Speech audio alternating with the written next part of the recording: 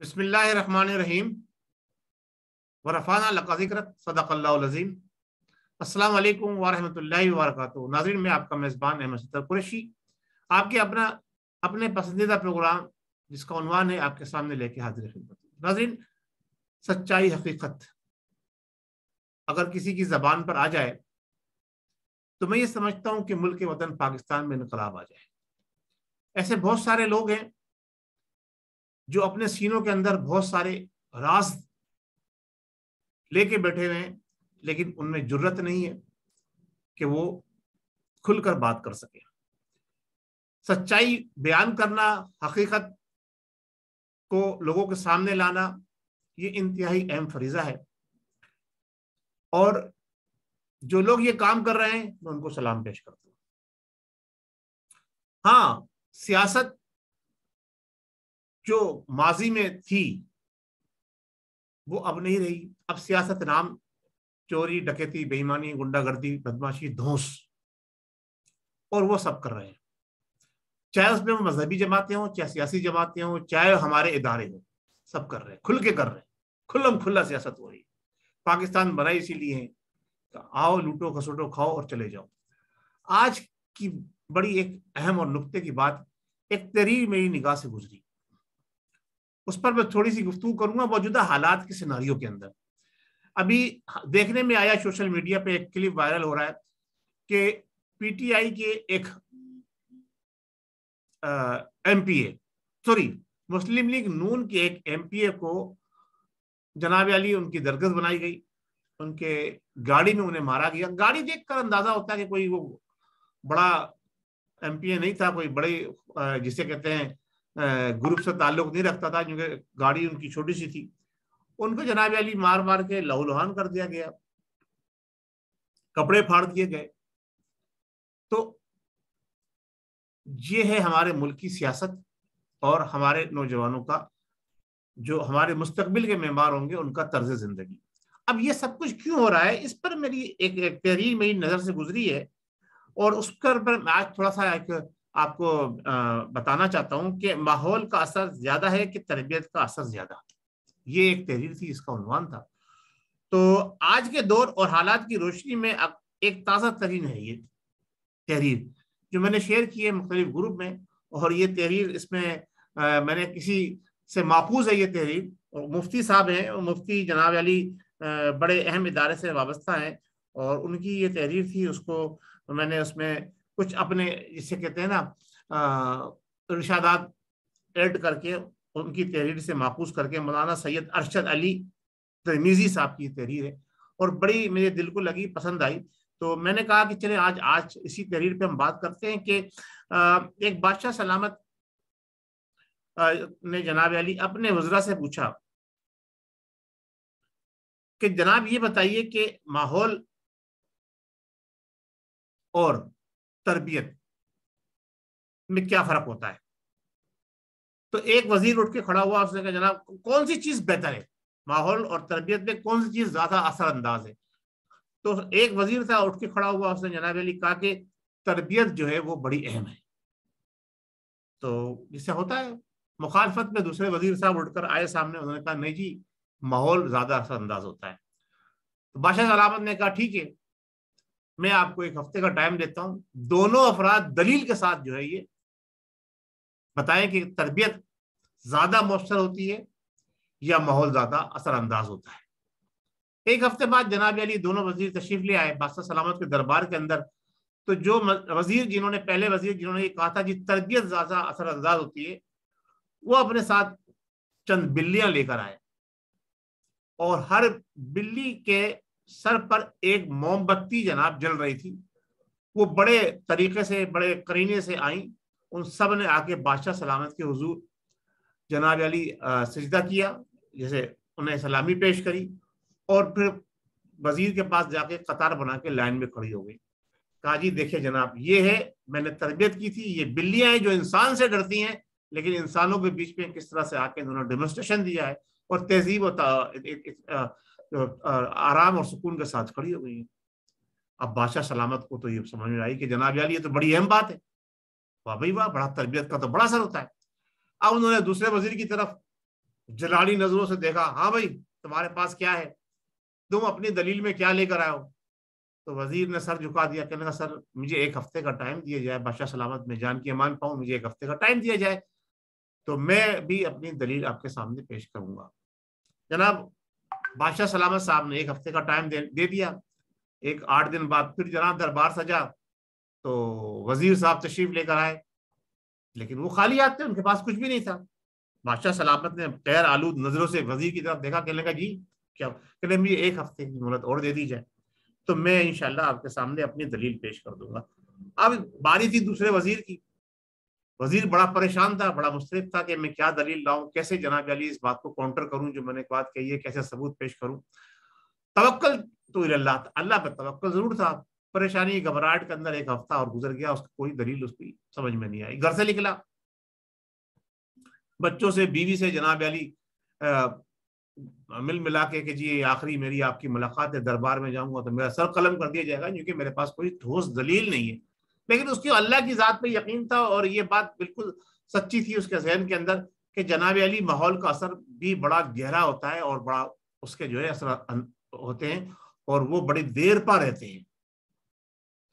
घर से निकला, रास्ते में एक फकीर की कटिया थी, देखी उसने, उसके पास मुस्तरब और बेचैनी के आलम में बैठ गया, और फकीर ने उसकी बात को उसके चेहरे से पढ़ लिया कि इसके दिल में कुछ है, ये परेशान है, मुस्तरिब है।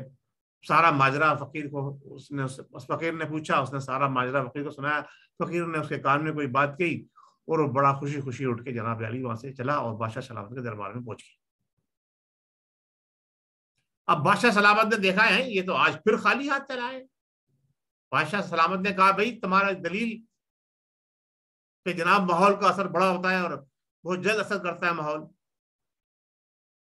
चलना हजूर वाला, जो पहले आपके वजीर हैं जिन्होंने दलील पेश की थी, उनको आने दीजिए, उनके सामने मैं अपना जो है वो नुक्ता नजर पेश करूंगा।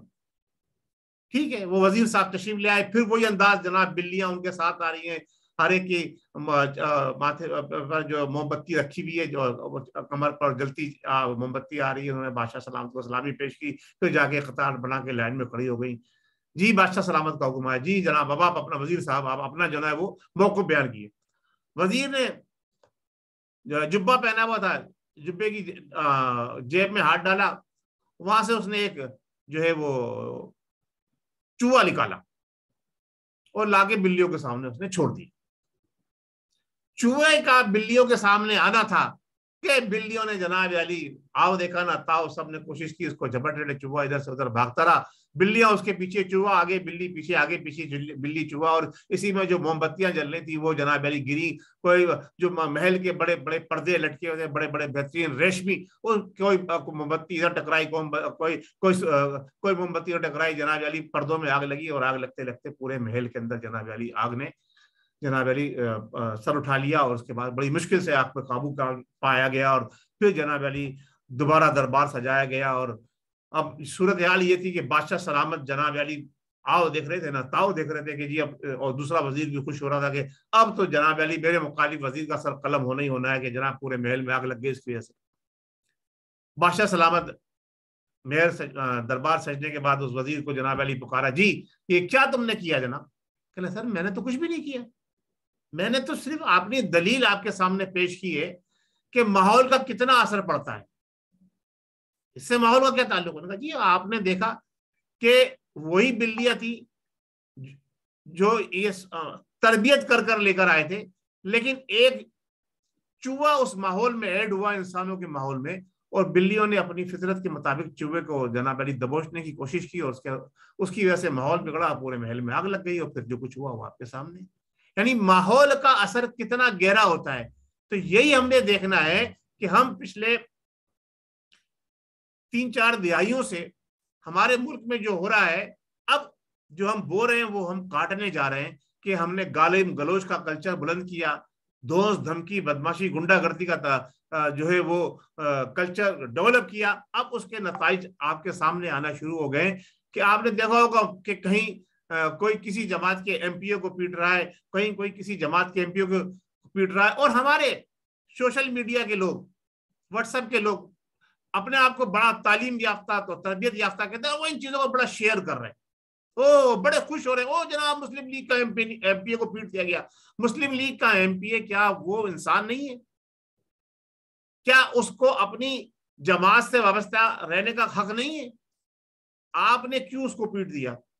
आपसे एक सवाल मेरा आज ये है, ये सवाल अवाम के बीच में छोड़ के जाना चाह रहा हूं मैं, कि अगर कोई किसी सियासी जमात से वाबस्तगी कर लेता है और वो फिर उस जमात के खिलाफ जाके वोट डालता है तो वो नाअहल हो जाता है।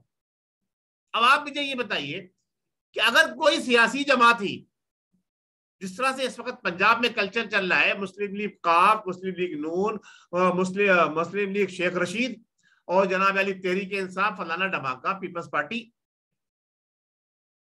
अब अगर पूरी जमात ही, देखें एक जमात का मौकूफ था, उस मौकूफ के तहत लोग उसके साथ वाबस्ता हुए। मिसाल की बात नहीं कर रहा, नाम लेके बात कर रहा हूं मैं, काफ लीग। उन लोगों को जो वोट पड़ा, जो अवाम ने वोट दिया था, वो काफ लीग के उम्मीदवारों को दिया था। और उसी इलेक्शन के अंदर तहरीक इंसाफ के उम्मीदवार भी खड़े हुए थे, पीपल्स पार्टी के भी खड़े हुए थे, मुस्लिम लीग नून के भी खड़े हुए थे। उन लोगों ने उनको वोट नहीं दिया, मुस्लिम लीग काफ के मौकूफ को वोट दिया। यानी अवाम का वोट जो था, जो उनके नुमाइंदों को था, वो मुस्लिम लीग काफ के हक में था। अब मुस्लिम लीग काफ का कायद ही अपनी जनाब अली हक से दस्तबरदार होके, अब जनाब अली उसने जनाब अली नून लीग को ज्वाइन कर लिया, उनकी गोद में जाके बैठ गया। तो अगर एमपीए या एमएनए कोई अपना मौकूफ चेंज कर ले, वो जमात छोड़ के दूसरी जमात को वोट दे दे, तो वो नाअहल हो जाता है। तो जो सियासी जमात अपने बलबूते पर अवाम का वोट लेकर आई है, अगर वो ही अपना मौकूफ चेंज कर ले, किसी और सियासी जमात की हिमायत में खड़ी हो जाए, तो उसके लिए क्या सजा है? उसके लिए क्या कानून है? क्या ऐसी सियासी जमात को, कोई भी हो, आप पीपल्स पार्टी और नून लीग भी मिले हुए, और क्या जमीयत उलमा इस्लाम भी मिली हुई है, और सारे मिले हुए, मैं सबकी बात कर रहा हूं। उनके अपने वोटर ने उनकी जमात को वोट दिया था, वो मुखालिफ को वोट नहीं दिया था। उसका चचा भी था, मामू भी था, ताया भी था, वो दूसरी जमात में, उन्होंने उसको वोट नहीं दिया था। उन्होंने नजरिया को वोट दिया था किसके? पीपल्स पार्टी के। अब पीपल्स पार्टी जनाब मुस्लिम लीग से जाके मिल गई, जबकि मुस्लिम लीग में उसका अपना सगा भाई खड़ा था, उसने उसको वोट नहीं दिया। तो ये कानून जो है, जो एमपीए और एमएनएस पे लागू होता है, ये सियासी जमातों पर क्यों लागू नहीं होता? इस बात पर कौन कहेगा? इलेक्शन कमीशन के पास क्या है इसका, वो है कोई कानून कि अब जब आप दो सियासी जमातें इकट्ठी हो गई, अब आपको दोबारा अलग अलग निशान नहीं मिलेगा, सोच समझ के इकट्ठे हो, अब आपको एक ही निशान पर इलेक्शन लड़ना होगा, क्योंकि आपने अवाम का मैंडेट चोरी करके आपने दूसरी जमात को वो मैंडेट दे दिया। ये मैंडेट दरअसल बोर्ड जो होता है वो अवाम का होता है, वो मैंडेट आपने चोरी करके दूसरी जमात को दे दिया। अब जो सूरत हाल कल इलेक्शन की होने जा रही है, हमजा शहबाज साहब उम्मीदवार है, दूसरी तरफ से जनाब अली स्पीकर भी हैं और वो उम्मीदवार भी हैं, ठीक है। और अब तहरीक इंसाफ के लोग ये कहते हैं कि हम नून लीग को, सॉरी काफ लीग को वजीर आला का क्यों वोट दें, हमारी सीटें ज्यादा हैं।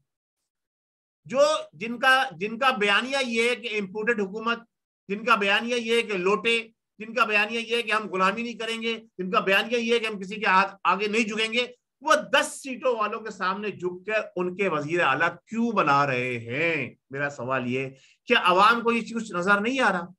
अब यहाँ सारी बातें आती है तरबियत और माहौल की।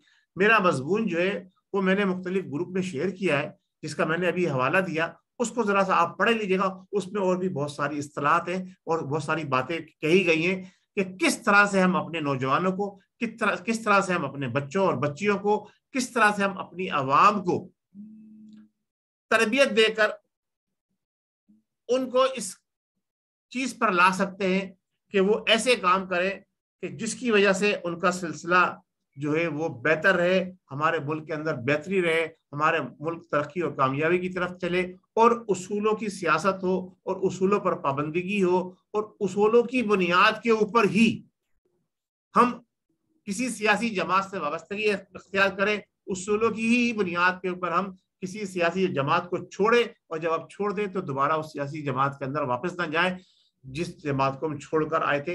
ये सारा सिलसिला है। कानून की बालादस्ती कायम करने के लिए ऐसे इकदाम की अशद जरूरत है कि जिससे हमारा मुल्क तरक्की और कामयाबी की तरफ गामजन हो। अल्लाह तबारक व तआला हम सबको हामी और नासिर हो। पाकिस्तान जिंदाबाद।